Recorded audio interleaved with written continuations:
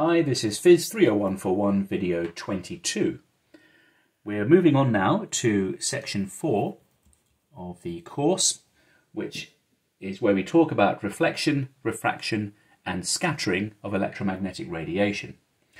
So the first two parts of that, where we talk about reflection and refraction, they should all be fairly familiar to you, so we will not dwell too long on the main results. These are given, the derivations are given in the notes, and here I will merely summarize the notation and key results that we will be using later on. So we imagine a boundary between two different media, which are labeled 1 and 2, and we know that there will be some relationship between the electric and magnetic fields on either side of that boundary. So the first thing we do is to label the important directions of the electric field components in medium 1. So we have a perpendicular and a parallel component. We can do the same thing for the magnetic field. And of course we have the same thing on the other side, where we have the perpendicular and parallel components of the electric and magnetic fields. And the different permeability and permittivity of the materials 1 and 2 will determine the relationship of these different components of the electric and magnetic fields to each other. So this should be revision for you. The first thing we can do is we can apply Faraday's law. And Faraday's law allows us to relate the integral of the electric field around some boundary. So here is our boundary. So we're following some small section of the boundary, some surface between material 1 and material 2. And we imagine some length along the boundary, dl, and some area A across the boundary. The integral of E dot dl can be related to the time variation of B dot ds. Now, this tends to 0 as A tends to 0. So therefore, we can relate E1L, which is the integral of the electric field along this section of path, must be equal and opposite to the electric field integrated across this section of path. So therefore, E1 must equal E2 when integrated along these boundaries. Okay, so it's E1 here and E2 here. So therefore we can say that E parallel at the boundary must be continuous. So that's the first of our results. So we can continue applying each of Maxwell's equations. So in the next derivation, we will apply Gauss's law. And Gauss's law imagines something similar but slightly different. I imagine some surface encompassing some volume, and I'm imagining some surface which is again between media 1 and 2. And this volume encompassed by the surface has some volume V. We imagine it to be two equal sized and equal shaped surfaces separated by some height L. And we're talking now about the perpendicular components of the electric field. So I'm going to draw some normals, ds and ds sticking out of the surface. And I'm going to try to relate the electric fields on each side of the surfaces. So I imagine an electric field which is penetrating both surfaces, going out at the top and in at the bottom. And let's try to analyze this situation. We can write Gauss's law, which relates the electric field to the charges contained, and I can write an integral over the surface S, over this which surrounds this volume, which is just E dot ds, and that must be equal, of course, to the charge contained within the surface, rho dV. And again, we'll take the limit that L tends to 0. So as L tends to 0, we can say that epsilon naught, epsilon 1. Okay, so this is the modified electric field. The perpendicular component of that must be the same amount of field must be coming out of this surface at the top as is going in at that surface at the bottom.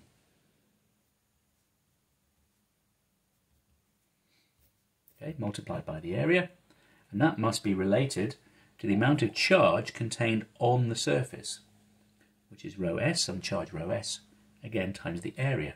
So you can see that the areas will cancel out, so that at any particular small area I can relate the change of electric field at the surface to the amount of charge density on the surface. So of course we can rewrite these two terms in terms of the displacement vectors. So we can say that d2 minus d1 is equal to the charge density. And of course, if there is no charge on the surface, we can say that epsilon r, E perpendicular, is continuous. Okay, so that's for the situation when there is no charge on the surface.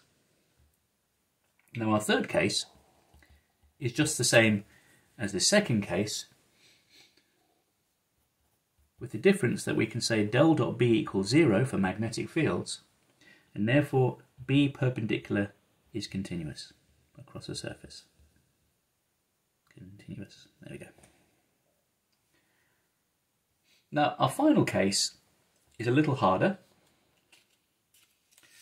and this is where we apply Ampere's law. So Ampere's law for free currents could be written in this way. These are our free currents, and we have the rate of change of the displacement vector, or we could equivalently write it as this. Okay, in terms of B and E, these are the same thing. Just reminding you of that. Okay, and again, I imagine a boundary between surface 1 and surface 2.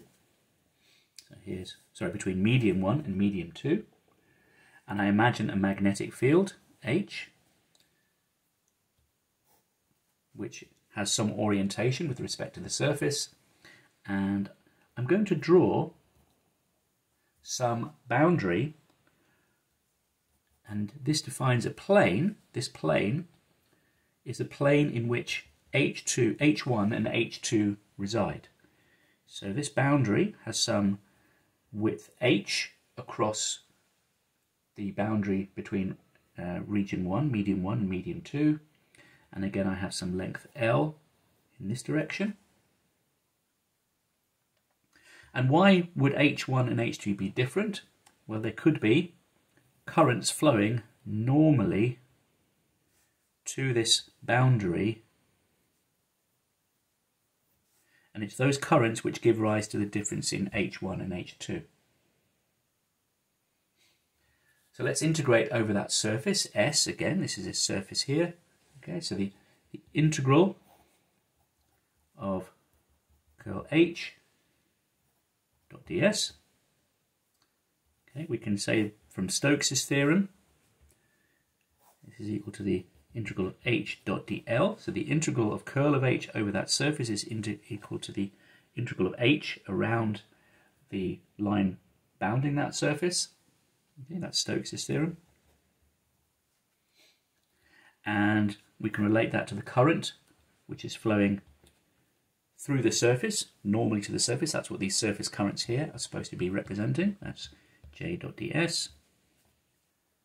Okay, plus whatever the time variation is of d dot ds. Okay, and again we're saying that as L tends to 0, sorry, as H tends to 0 in this case, this term will tend to 0. So